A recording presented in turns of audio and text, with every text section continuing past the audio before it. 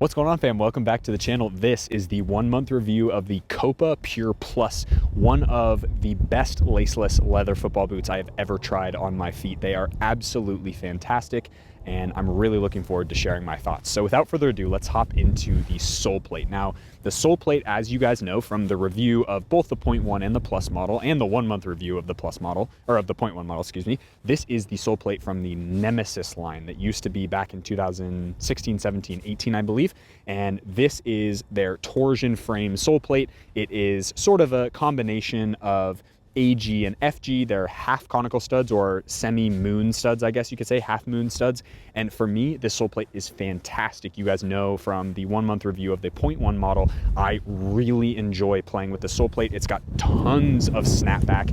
It performs really well. And so far, after a month of use, it has not lost any of its performance and snappiness. And you've got a lot of pivot power from those kind of half conical studs, which is awesome, plus enough bite in AG and FG pitches. So for me, I honestly cannot speak highly enough about this. It's going to get 1 point off just because I think it could be a little bit more aggressive maybe in certain areas of the pitch or certain movements, but top marks nonetheless. It's going to get an 8 out of 10. Next, we're going to move into the heel area of this boot, which actually is, I think, better than the 0.1. The only reason it's going to get a less high score is just because of the lockdown of a laceless boot, but nevertheless, this is a really nice heel area. If you guys haven't seen the 0.1 review as well and the 1 month review, this heel is basically the same. It's got the same kind of nice padding on both sides of your Achilles, really nice suede liner. It's super soft. You're going to be fine in regular socks or grip socks in these and have no issues, and I think it should fit most people.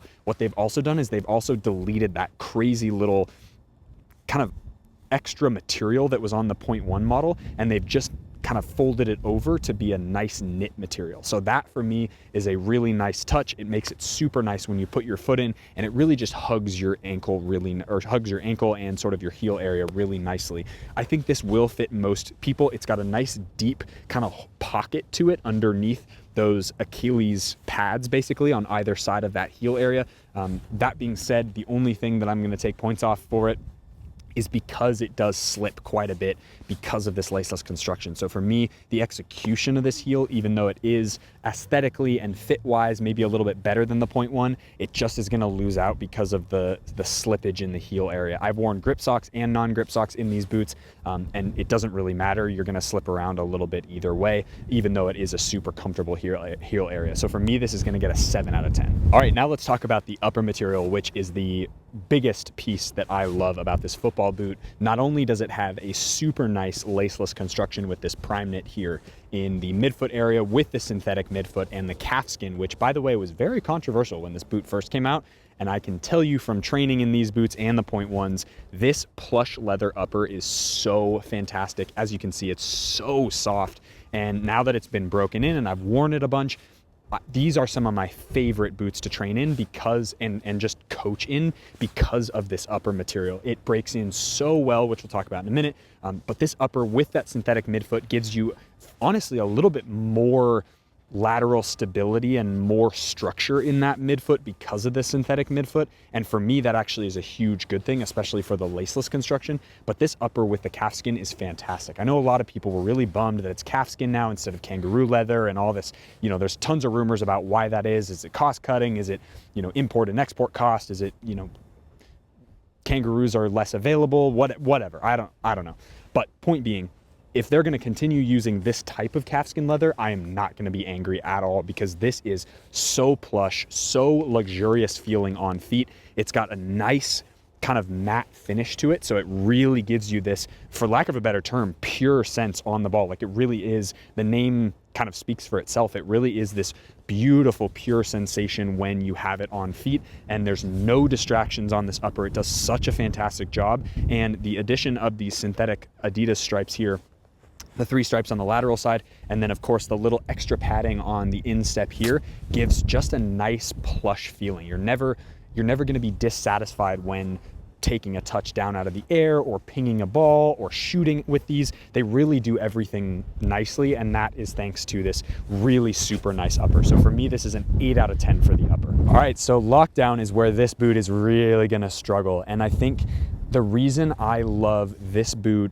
almost more than the 0.1 is because of the addition of this knit material here in the midfoot. I actually really like this knit material. I think if they were to make this knit material all the way down, almost like a regular lacing system, and then put laces in here, I think this boot might be probably the best boot on the market, if you ask me. That's just something I love. Fully knit boots with laces, especially ones with leather. I think this would be super cool. Maybe that's an experiment I'll do, is I'll put lace holes in here and see what we can do. But the lockdown of this boot, unfortunately, is not that great. The suede liner does such a nice job in the instep and in the inside of the boot and in the heel area of locking in your foot. But unfortunately, because there's no laces, you do get that slippage back and forth, both rotationally and side to side. So for me, that's why this lockdown of this boot is really gonna struggle for rating. It's gonna get a 5 out of 10. Break-in time for the Copa Pure Plus has been actually fantastic. I only wore it for, I think, half a session. It was maybe about an hour before the boots felt really buttery soft, really fantastic. And now I can slip in them. And honestly, this is probably the boot that I pick most for coaching, for pinging a ball around just for fun with my wife or with friends. And honestly, this is such a joy to wear. I really enjoy wearing this. And that's credit to the break-in time. The break-in time was really quick. It probably took me an hour, hour and a half, 90 minutes of intense play to really get it solidly to the point where I could slip this boot on anytime I wanted, whether in dry conditions, wet conditions, or anything, no problem. So for me, this gets an 8 out of 10. Durability and build quality is something that I think the Copa Pure Plus is gonna get a really high rating of. I know it's gonna get a really high rating of because I made the video, haha. And the reason being is because in tons of testing, I know these are black boots, so they're not gonna carry as much scuff marks as those white ones, but I've had about equal time in both the white ones and these. I almost got the white ones of these just so you could see more scratch marks on them and make them look more used, but they clean off really well. And as far as the sole plate goes, as far as any stitching, because it's a really seamless upper, it does such a nice job of holding its structure, holding its shape. And for me, this is gonna get really top marks for the durability and build quality because of the way that they've added this nice, almost speed boot-esque feeling to the boot while making a really premium calfskin leather upper, the synthetic midfoot, the nice knit, and the really nice materials on that inside of the boot. I just think this boot is really built well and it feels really premium when you put your foot in it. And for me, this is gonna get a 9 out of 10 for build quality and durability. Shape and fit is also gonna get top marks. Even though it doesn't perform as well as I'd like it to, the shape of this boot is spectacular. I love how this fits and feels. There's no weird gaps in the upper around the ankle area. It just wraps your foot super nicely and just feels comfortable to wear no matter what conditions you're in. And for me, that's a huge thing when I have a wide midfoot in this area. It does give you a little bit of squeeze in this midfoot, which is a good thing. It doesn't hurt or anything, but it does give you that little bit of squeeze to try and give you a little bit of lockdown. But overall, this is just, the shape and fit of this boot is fantastic. These are a 9 US, they fit perfectly true to size. And I've had zero issues with the shape or any sort of hot spots after breaking in, obviously, with this boot. So this is gonna get a 9 out of 10 for shape and fit. Okay, so competition for this boot. So let's talk about leather boots on the market. You have the New Balance 442, you have the Tiempo Legend 9 Elite. I'm not gonna include the Montebelluna just because that's a special edition. You have the Brazil Elite Tech, I believe, from Diadora, that's what it's called, Brazil Elite Tech, which is a leather boot from them. You've got the, I guess, Pure 0.1, and what else do you have on the market? I'm probably missing 1 or 2 in there. But for the most part, this is pretty much on the top of my list along, the Asics boots and the Mizuno boots. Those are the ones that I'm forgetting. So the DS Lite X-Fly 4, DS Lite X-Fly Pro, and then Morelia Neo 3 Beta, and then I'm not gonna include the classic leather boots. So that's kind of your list right there. Hopefully I've put them all on screen and you've got, you know, an idea of what the competition is. But for me, this and the X-Fly 4, and what I mean by this is this and the 0.1, I would say this is definitely lower than those 2 boots, but the Copa Pure just as a silo is way up there in my opinion, as far as shape and fit, as far as durability, softness of the upper, break-in time, plushness, what you want from a really nice leather boot. I would say these, and by these, again, I mean the 0.1 and the Plus model, these and the X-Fly 4s are my favorite out of that whole crew. Tiempo Legend is probably up there, X-Fly Pro, not so much. The Mizuno boots are too thin for my feet, unfortunately. But the Asics boots and the Adidas boots, oh, and the 442. The 442 is an amazing football boot for the value for money perspective. It's probably one of the best on the market.